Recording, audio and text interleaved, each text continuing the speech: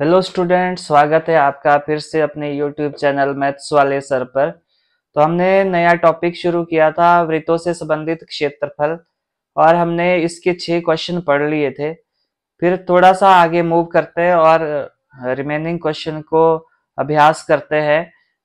तो हमने आज जो 7th क्वेश्चन पढ़ना था, ये था आपके पास। त्रिज्या 12 सेंटीमीटर वाले एक वृत्त की कोई जीवा केंद्र पर 120 डिग्री का कोण अंतरित करती है।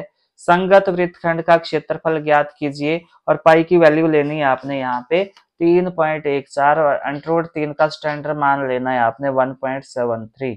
तो शुरू करने से पहले अगर आपने अभी तक चैनल को सब्सक्राइब नहीं किया है तो चैनल को सब्सक्राइब करें, दोस्तों के साथ शेयर करें, और वीडियो अच्छी लगने पर कमेंट जरूर करें और लाइक करें, ताकि मुझे फीडबैक मिल सके और मुझे ये पता चले आपको मेरी वीडियो अच्छी लगती है कि नहीं।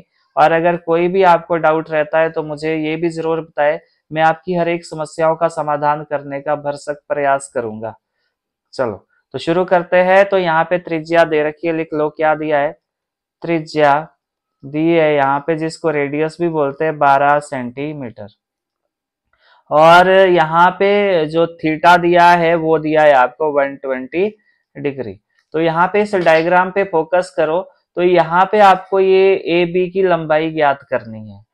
तो ए बी क्या है आपके पास, जो ओ एम लंब गिर रहा है यहाँ पे, ये ए बी को 2 बराबर हिस्सों में विभाजित कर रहा है। तो यानी कि ए एम किसके बराबर हो जाएगा, एम बी के बराबर हो जाएगा।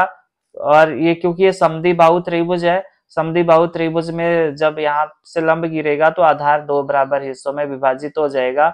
और जो क्या है, हाफ है किसका, ए बी का। यानी कि ए बी का आधा क्या है आपके पास, ये ए एम और एम बी है। तो चलो यहाँ पे समझ आ गया होगा आपको। अब आपको ये भी पता है कि जब शीर्ष से कोई रेखा शीर्ष लंब हम गिराते हैं तो ये जो शीर्ष कोण है 2 बराबर हिस्सों में विभाजित हो जाता है। तो ये 120 डिग्री है, तो ये कितना आ जाएगा आपके पास, 60 डिग्री और 60 डिग्री का आ जाएगा। तो यहाँ पे आपने ध्यान देना है कि लंब गिर रहा है तो ये 90 डिग्री का कोण बनाएगा। तो ये वाला कितना बचेगा आपके पास, अगर इस त्रिभुज ओ ए एम की बात करेंगे आप, तो ये 60 और 90 हो गया 50, 150। तो वापिस कितना बचा, 30। यानी कि त्रिभुज के तीनों कोणों का योगफल कितना होगा आपके पास, 180 डिग्री होगा। चलो ये आपको समझ आया होगा। अब आपको पता है कि जो ए बी है वो 2 टाइम ऑफ ए एम है। आपको ए बी निकालने के लिए यहाँ पे ए एम का पता होना चाहिए। और यहाँ पे हम कैसे पता करेंगे, इसके लिए हम त्रिकोणमिति की सहायता लेते हैं। जैसे हमने ए एम यहाँ पे निकालना है तो हम किससे भाग देंगे, इसको ओ ए से भाग देंगे। तो ये बन जाएगा आपके पास जो ए एम है ये लंब है, और ये मैंने यहाँ लिखा ये लंब है, और ये वाला आधार है ओ एम। यहाँ पे इस वाले त्रिभुज की बात करेंगे हम, और यहाँ पे कोण नापेंगे हम ये 60 डिग्री का। तो यहाँ पे ओ ए से भाग देंगे। तो ओ ए से भाग देने पे तो ये समीकरण अनबैलेंस होगी। तो इसको बैलेंस करने के लिए जिस चीज से भाग दिया है उसी से गुणा भी करना पड़ेगा। जैसे गुणा किससे करेंगे, ओ ए से भाग दिया है तो ओ ए से ही आप गुणा करोगे। तो यहाँ पे ए एम बटा ओ ए क्या होता है आपके पास, ये होता है आपके पास, ये क्या है, ए एम बटा ओ ए। ए एम आपके पास लंब है और ओ ए क्या है आपके पास, आधार है। ओ सॉरी, ये आपके पास कर्ण है। तो लंब बटा कर्ण किसके बराबर होता है, आपने सीखा है, सोना चांदी तोले पंडित बद्री प्रसाद हर हर बोले। तो यहाँ पे साइन थीटा होगा, और साइन कितने का, साइन होगा 60 डिग्री का। तो साइन 60 की वैल्यू कितनी होती है आपके पास, ये होती है अंडर 3/2। तो ओ ए एम बटा ओ ए की जगह क्या लिखोगे आप, अंडर 3/2। और ओ ए की वैल्यू कितनी है आपके पास, ये तो आपके पास 12 है। तो 2 से 2 कैंसिल हो गया, तो क्या मिला आपको, 12 अंडर 3 सेंटीमीटर। तो ए बी कितना आ गया आपके पास, ए बी आपके पास आ गया 12 अंडर 3 सेंटीमीटर। यानी कि आपके पास जीवा जीवा जो ए बी है वो कितनी आ गई, 12 अंडर 3 सेंटीमीटर। अच्छा चलो ये हो गया। अब आपने क्या निकालना है, क्योंकि ये वाले त्रिभुज का ओ ए बी का क्षेत्रफल निकालने के लिए आपको ये आधार मानना पड़ेगा ए बी, और ऊंचाई आपके पास ओ एम है। तो आपको ओ एम निकालना पड़ेगा। तो यहाँ पे ओ एम किसके बराबर है, ओ एम के बराबर ही होगा। अब ओ एम को भाग दे दो ओ ए से, और ओ ए से ही मल्टीप्लाई कर दो ताकि ये बैलेंस हो जाए, और ओ एम बटा ओ ए, तो ओ एम बटा ओ ए, ओ एम क्या है आपके पास, आधार है, और ओ ए क्या है आपके पास, करण है। तो आधार बटा करण क्या होता है आपके पास, यहाँ देखो कॉस थीटा, तो कॉस थीटा कितना है, थीटा की वैल्यू कितनी है 60 डिग्री, और कॉस 60 का वैल्यू कितना आता है 1/2 आता है आपके पास, 1/2 आता है। तो यहाँ पे ये आया 1/2, और ओ ए कितना है आपके पास 12, काटोगे तो 6 सेंटीमीटर आया, यानी कि ओ एम आया आपके पास कितना, ओ एम कितना है आपके पास, ये आया आपके पास 6 सेंटीमीटर। ये क्या था आपके पास, लंब शीर्ष लंब, और ये आया आपके पास ओ एम, और ये आया 6 सेंटीमीटर। ये जो जीवा थी ये क्या था आपके पास, यहाँ पे आधार था।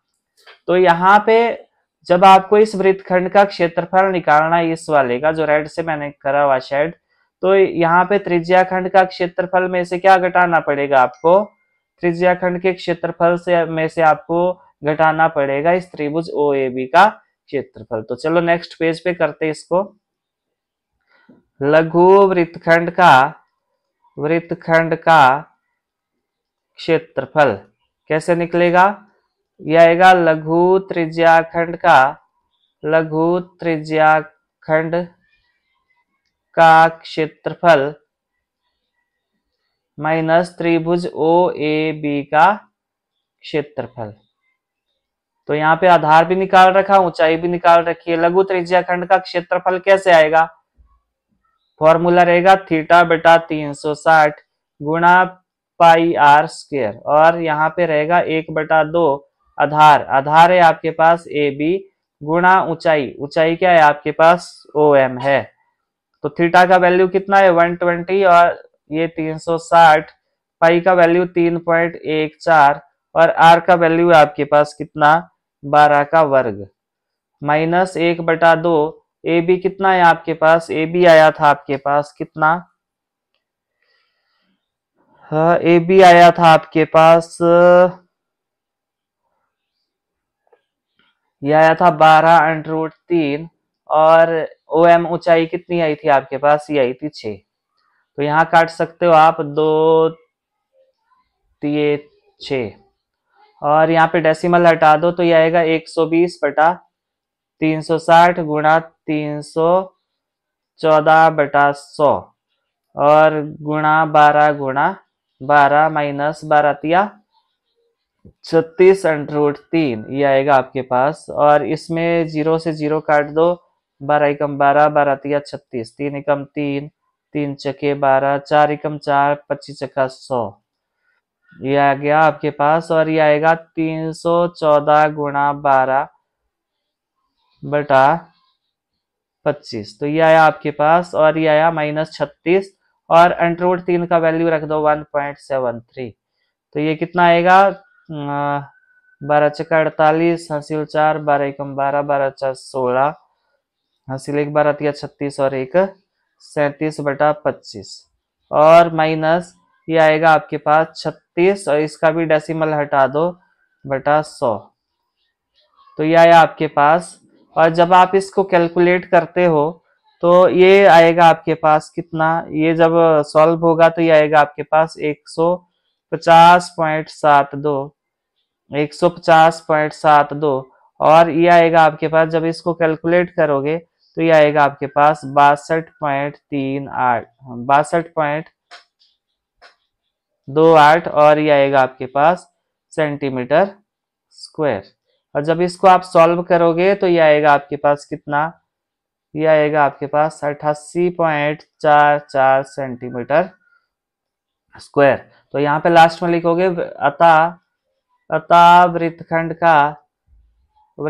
का क्षेत्रफल, ये आएगा आपके पास 88.44 सेंटीमीटर स्क्वायर। तो अगर आपको कोई भी डाउट है इस क्वेश्चन से रिलेटेड तो मुझे कमेंट बॉक्स में जरूर बताएं, और अगर आप इस चैनल पे नए हो तो चैनल को सब्सक्राइब करें, अपने दोस्तों के साथ शेयर करें। Thanks for watching and happy learning.